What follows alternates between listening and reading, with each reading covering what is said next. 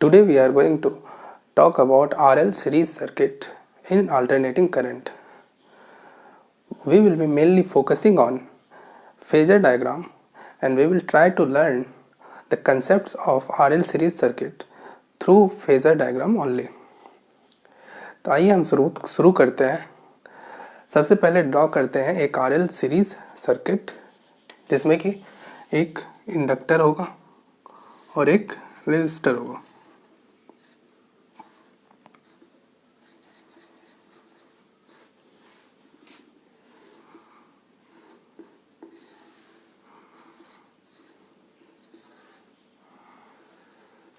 मान लेते हैं कि इसका रेजिस्टेंस है R और इसका इंडक्टेंस है L। सोर्स वोल्टेज हम लेते हैं Vm sin omega t।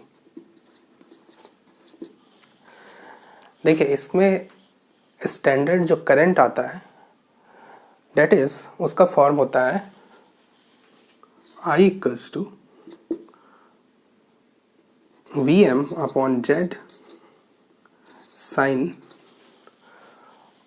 Omega t minus 5।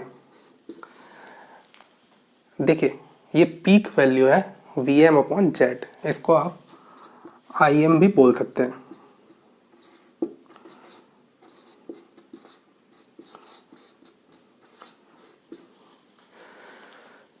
Current यहाँ पर जो निकलता है इस सर्किट में करंट जो फ्लो हो रहा है वो इस फॉर्म में है Im sign omega t minus 5। देखिए यहाँ पर जो है करंट लैग कर रहा है। करंट के लैग करने का जो कारण है वो है इंडक्टर के कारण यहाँ पर करंट लैग कर रहा है, लेकिन ये लैग π/2 यहाँ पर नहीं है। π/2 इसलिए नहीं है क्योंकि यहाँ पर प्योर इंडक्टर नहीं है सर्किट में, यहाँ पर रेजिस्टर भी है। इसी कारण से यहाँ पर जो लैग करेगा वो फाई से लैग करेगा, नॉट बाय π/2। तो आइए अब हम इसको फेजर डायग्राम की मदद से समझते हैं। पीक करंट जो होगा Vm/Z होगा। तो हम फेजर डायग्राम की मदद से इस Z की वैल्यू निकालते हैं और फाई की भी वैल्यू निकालते हैं। Late us draw the phasor diagram.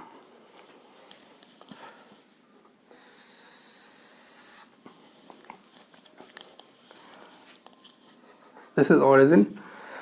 सबसे पहले हम ड्रॉ करेंगे करंट के फेजर डायग्राम को। करंट वेक्टर को ड्रॉ करते हैं सबसे पहले।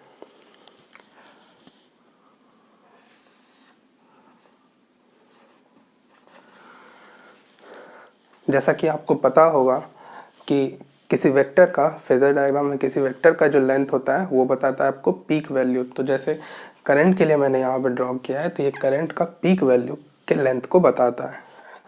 पीक वैल्यू इसका जो लेंथ है इस वेक्टर का वो आपको बता रहा है पीक वैल्यू के बारे में, Im के बारे में। तो अब ये बताइए कि ये करंट वेक्टर का फेज कितना है। करंट वेक्टर का जो फेज है वो है ओमेगा t माइनस 5। तो उसको मेंशन करें, this is omega t minus 5।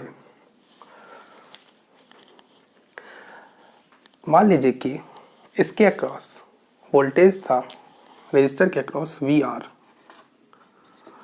और इंडक्टर के अक्रॉस वोल्टेज है VL।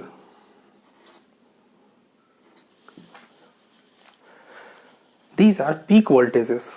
रेजिस्टर के अक्रॉस मान लीजिए पीक वोल्टेज VR है और इंडक्टर के अक्रॉस पीक वोल्टेज VL है। तो अब हम VR और VL को फेजर डायग्राम में ड्रॉ करते हैं। अब हम पोटेंशियल डिफरेंस को ड्रॉ करेंगे फेजर डायग्राम में for potential difference across resistor as well as potential difference across inductor.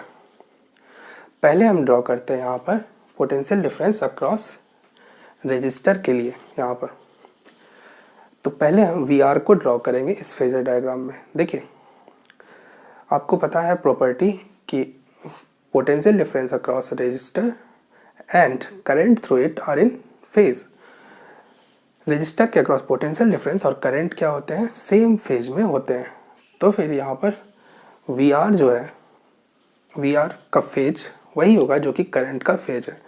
तो V R will be along drawn along I M, this is V are.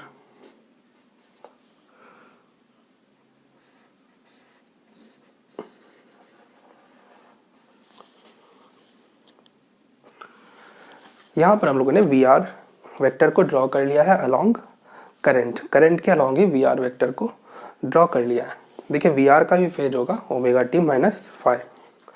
अब हम वी एल को draw करते हैं। V L के बारे में जैसे आपको पता होगा कि इससे जो करंट पास करता है वो लैग करता है पोटेंशियल डिफरेंस से, इसके क्रॉस पोटेंशियल डिफरेंस से करंट लैग करता है π/2 से। तो फिर वी एल से करंट को लैग करना चाहिए π/2 से। तो वी एल जो बनेगा कुछ इस तरह से बनेगा,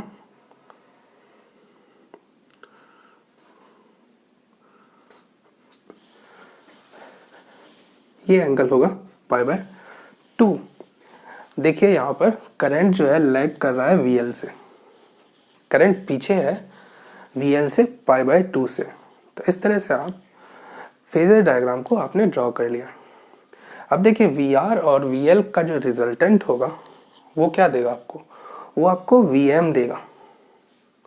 इन दोनों वोल्ट के अक्रॉस जो पोटेंशियल डिफरेंस है उसका रिजल्टेंट आपको वी एम देगा, net potential difference across both V M देगा। सोर्स के अक्रॉस पोटेंशियल डिफरेंस बताएगा इन दोनों का रिजल्टेंट। तो लेट अस ड्रॉ इट।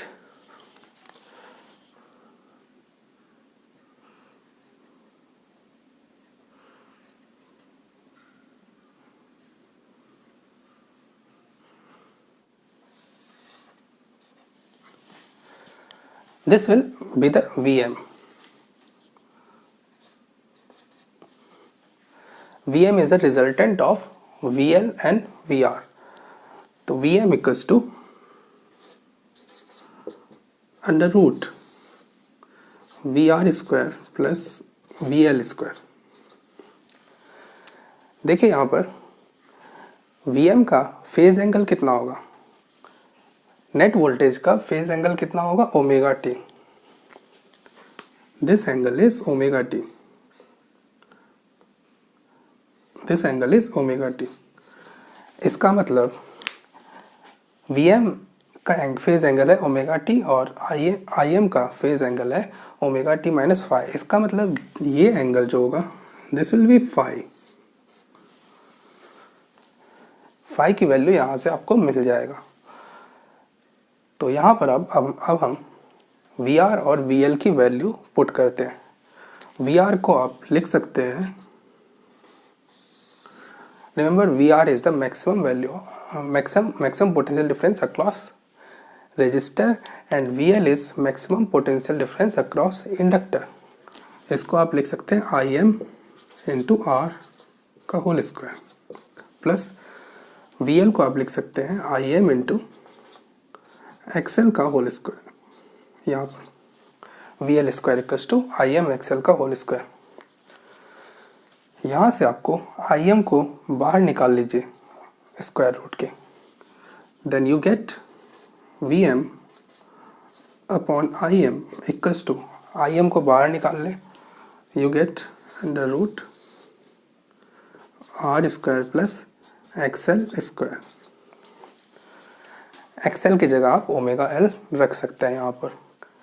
तो देखिए यही तो इम्पीडेंस है, V M by I M is impedance. तो इम्पीडेंस की वैल्यू आपको मिल गया यहाँ से, Z equals to under root R square plus XL square. Z का वैल्यू यहाँ पर आप रख सकते हैं। To get the current, current की वैल्यू निकालने के लिए आप यहाँ पर जेड का वैल्यू रख दीजिए। अब हमें फाई की वैल्यू निकालनी है।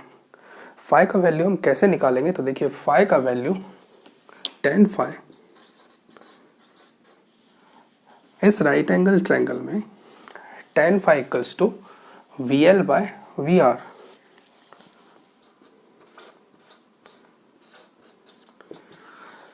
वी एल को आप क्या लिख सकते हैं, आई एम इंटू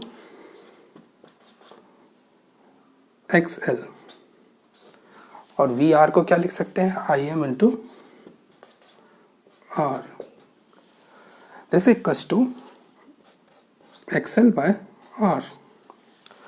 यहाँ से आपको फाई का वैल्यू मिल जाएगा। Phi equals to tan inverse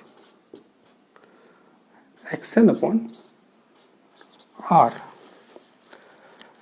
phi का भी वैल्यू यहाँ पर रख दें और जेड का भी वैल्यू यहाँ पर रख दें तो आपको करंट किस तरह से आरएल सीरीज सर्किट में निकालते हैं वो आपको मिल जाएगा।